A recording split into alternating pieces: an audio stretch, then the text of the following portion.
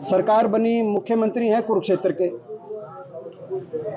Super मुख्यमंत्री जिनके हाथ में डोर है खट्टर साहब वो करनाल के।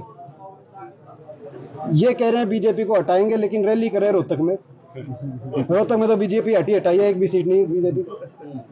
तो किसकी कठपुतली और किसके इशारे पर रोहतक में रैली कर रहे हैं पूरे प्रदेश को पता है, और इन्हीं कारनामों की वजह से इनकी पार्टी खत्म हुई है। हाँ, मगर भाई इनका फ्रस्ट्रेशन है, हमारा नाम लेते हैं, हमें तो अच्छी बात है, क्योंकि चर्चा में हम ही रहते हैं। लेकिन जितना नाम ये हुड्डा साहब और मेरा लेते हैं उतना भगवान का ले लें तो क्या पता इनका कुछ बताओगे। अब अभय चौटाला जी के बारे में तो मैं क्या कहूँ,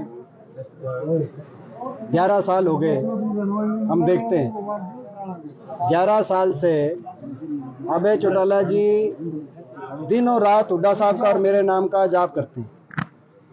वो सुबह हुड्डा साहब का नाम लेके अपना शुरुआत करते हैं और रात को मेरा नाम लेके सो जाते हैं। रात को शायद सोने के बाद भी उनको हमारे सपने आते हों। और उसके बाद जो है वो फ्रस्ट्रेशन में असल में, और वो फ्रस्ट्रेशन में इसलिए क्योंकि उनकी पार्टी खत्म होगी, जनाधार समाप्त हो गया।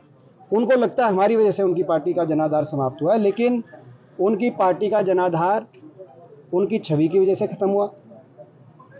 बार बार बीजेपी की और खट्टर साहब की कठपुतली के रूप में जो काम करते हैं वो आपको कांडा बता देंगे। तो कांडा का बयान आया था कि खट्टर साहब ने कहा कि चाहे कुछ लगाना पड़े अभय के लड़के को जिताइयो, अभय को जिताइयो। वो क्यों बताया कि वो किया था।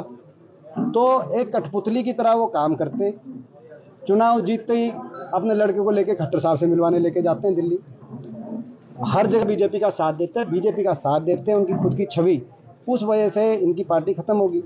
लेकिन फ्रस्ट्रेशन में नाम हमारा लेते हैं।